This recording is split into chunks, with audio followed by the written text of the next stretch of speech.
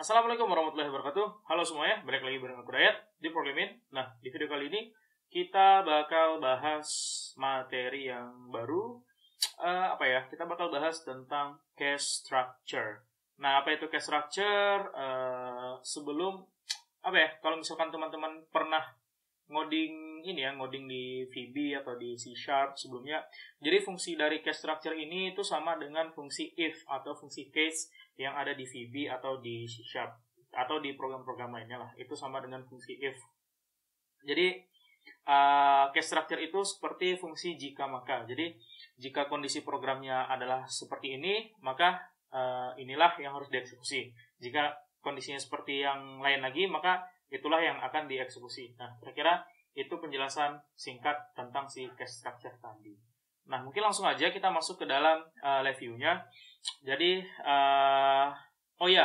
satu lagi untuk teman-teman yang belum nonton video-video sebelumnya, aku saranin untuk nonton terlebih dahulu video sebelumnya, karena ketika kita bikin suatu program nanti kita bakal meraktekin itu sesuai dengan sesuai dengan materi-materi yang udah kita bahas sebelumnya. Jadi pasti ada kayak komponen-komponen yang kita pakai di sini dan itu udah pernah dibahas sebelumnya. Jadi biar nggak nanya itu apa bang.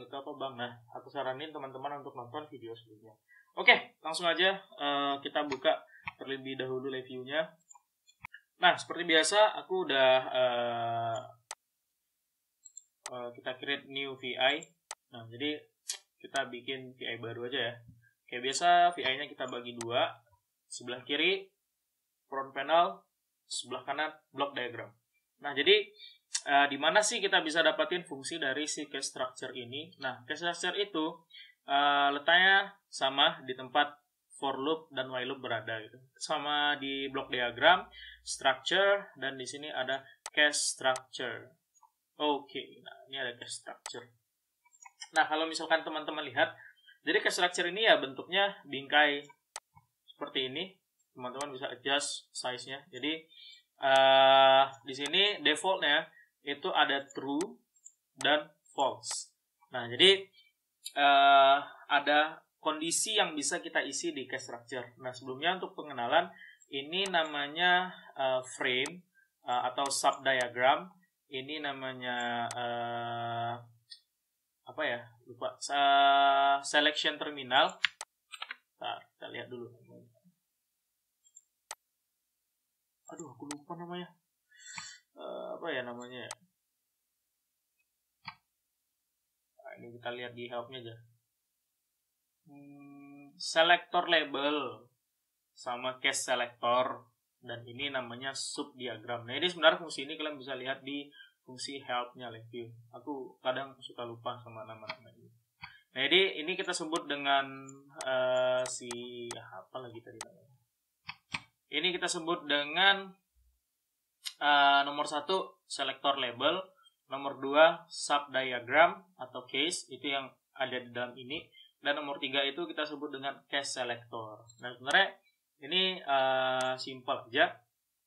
Case selector ini ya untuk input dari kondisi-kondisi seperti apa yang akan teman-teman eksekusi. Nah, yang label ini itu merupakan nama dari kondisi itu tadi, yang mana itu kita bisa kita pilih lah nanti gitu. Dan sub diagram itu merupakan sub diagram yang ada di si case structure ini gitu. Nah, untuk inputan dari terminal ini itu nggak semua tipe data bisa dipakai gitu. Jadi ada beberapa tipe data aja. Yang pertama itu numerik, yang kedua string, yang ketiga itu boolean, dan satu lagi enumeric. Enumeric ini bagian dari numerik. Nah, di video yang bakal di materi kita kali ini, di video ini kita bakal contohin menggunakan fungsi enumeric. Nah, jadi biar enak, kita bakal bikin suatu program untuk aplikasi kalkulator sederhana lah gitu. Nah, di sini langsung aja ya kita mulai. Jadi di sini yang pertama, biar program kita ada pengulangannya, kita bikin while loop dulu. Kita bikin while loop, nggak apa-apa ya, agak gede ya. Kita bikin while loop, terus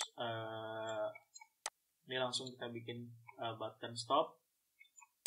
Oke, terus di sini langsung kita kasih delay biar nggak lupa. Kita kasih delay 10 milisecond aja. Nah, di sini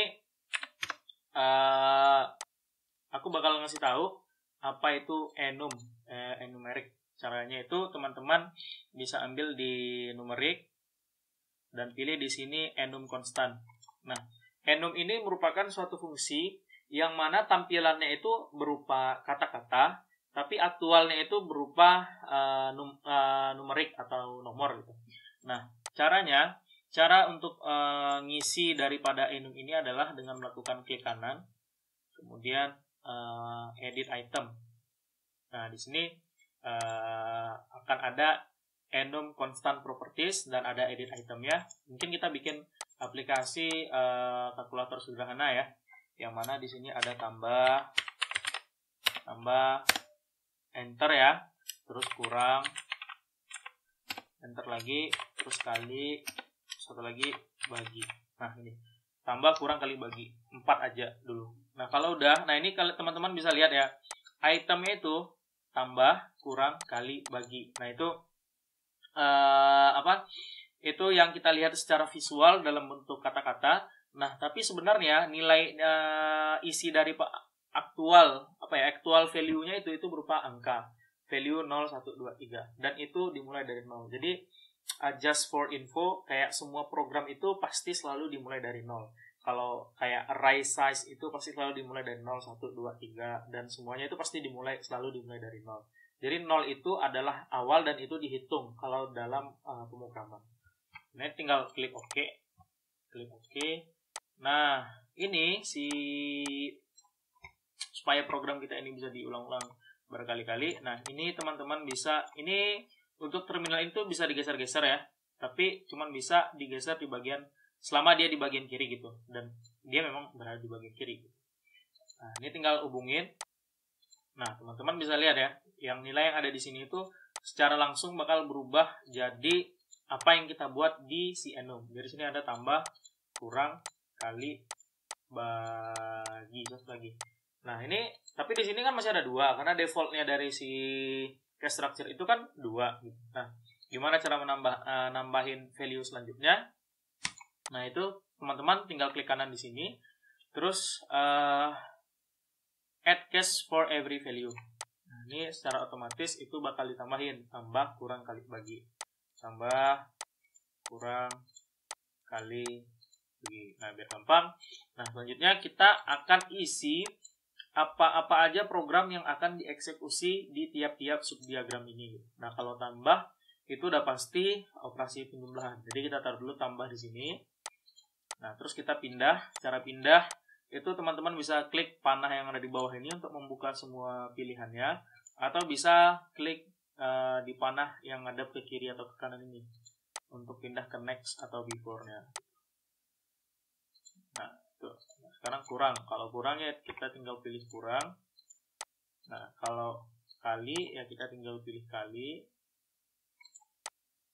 Kalau bagi ya kita tinggal pilih bagi. Oke. Nah, sekarang kita tinggal bikin kontrolnya di front panel.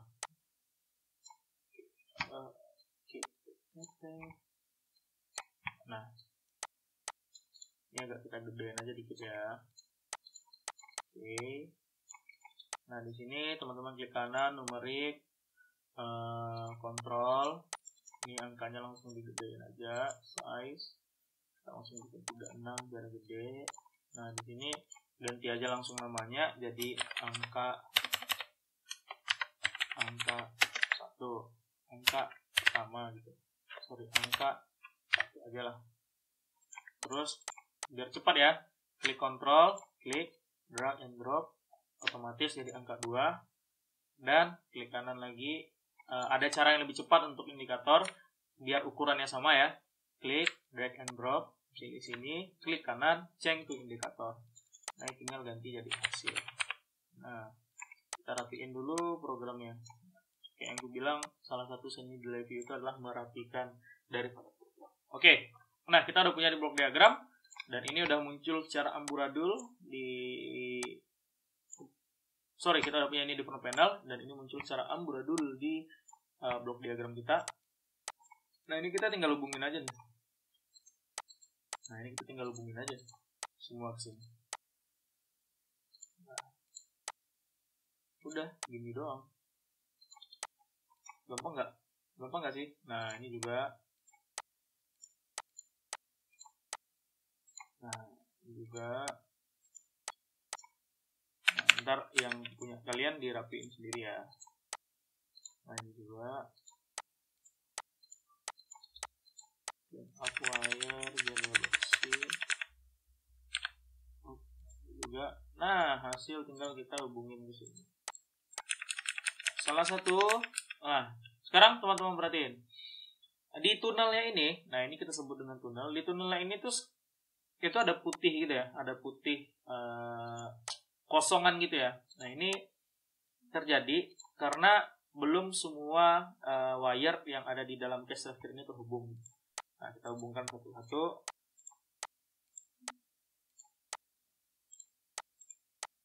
Nah, gitu. Nah, satu lagi. Nah, ini udah full gini. Satu lagi teman-teman yang harus perhatikan ya. Kalau misalkan tunnelnya itu masih belum terhubung semuanya, itu programnya bakal error. Nah, nih, missing assignment to tunnel. Nah, ini tunnelnya harus kalian hubungkan semua. Atau ada cara untuk menghilangkan errornya, itu dengan klik kanan.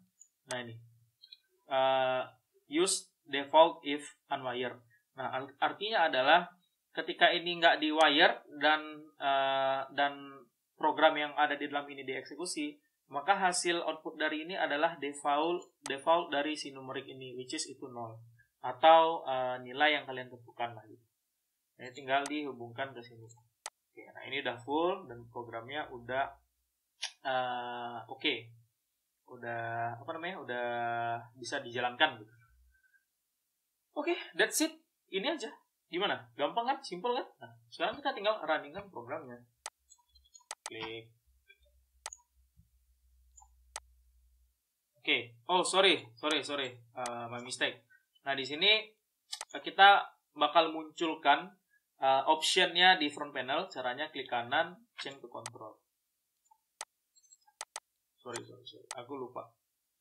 Untuk yang itu. Kita buat sini aja lah.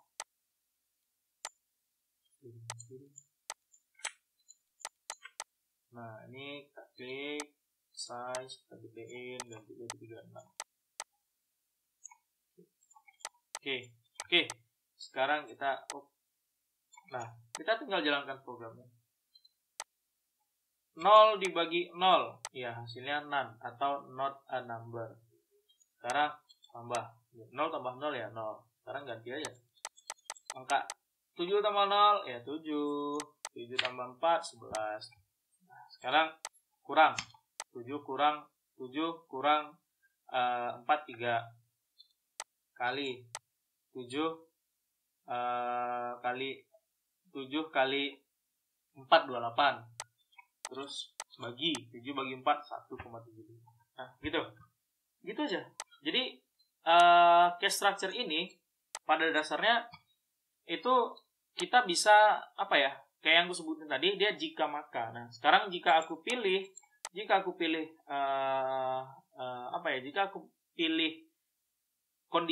kondisinya adalah tambah, maka yang akan dieksekusi itu ya cuma program yang ada di sub diagram tambah ini gitu. Jadi kayak yang lain itu nggak bakal dieksekusi.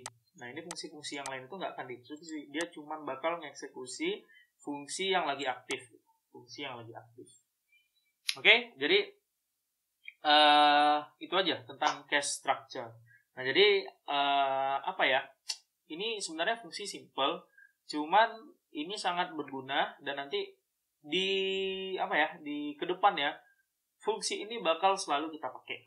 Fungsi case structure ini bakal selalu kita pakai untuk untuk buat program lah gitu. Nah, misalkan di sini kita kasih tampilan lah apa bentuk dari operasinya. Nah, teman-teman tinggal tambahin aja string di dalam case ini, hubungkan ke sini. Oke.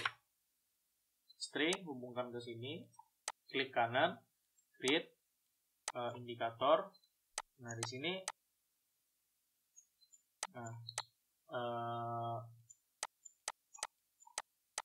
nggak pakai buat operator.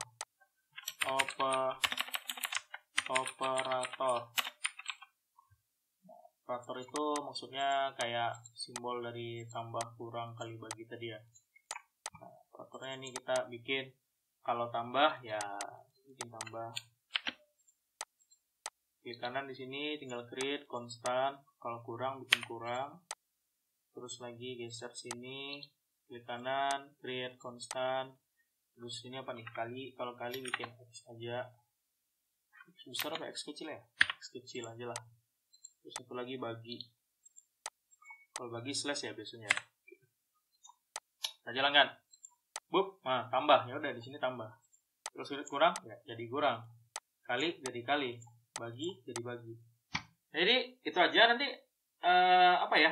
Simple materinya, tapi ini sangat bermanfaat lah gitu. Nah, jadi di sini nanti teman-teman kayak bisa custom lagi programnya, mungkin ditambahin tombol. Kalau misalkan tombolnya ada 4 tombol mungkin di sini, kalau misalkan lagi operasi kali tombolnya berubah warna, atau misalkan tombolnya nanti yang satu ini aktif, ya itu tergantung bagaimana teman-teman trial lah nanti. Itu dia tadi tentang si case structure. Ini untuk stop, klik stop. Jadi selain pada enum, kita sebenarnya bisa menghubungkan kayak menghubungkan tipe data yang lain. Nah di sini kita coba ya. Nah ini aku bakal hubungin boolean. Nah, terus di sini masih oke ya. Nah di sini aku coba hubungin, kita ambil lagi. Nah sini aku ambil numerik.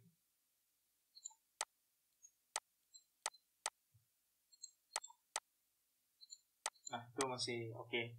Nah, ada tipe data yang nggak bisa, contoh.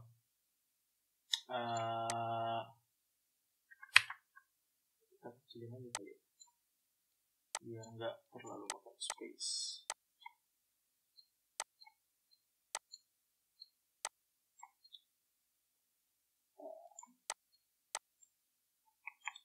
Yang nggak bisa itu, apa ya? Bentar.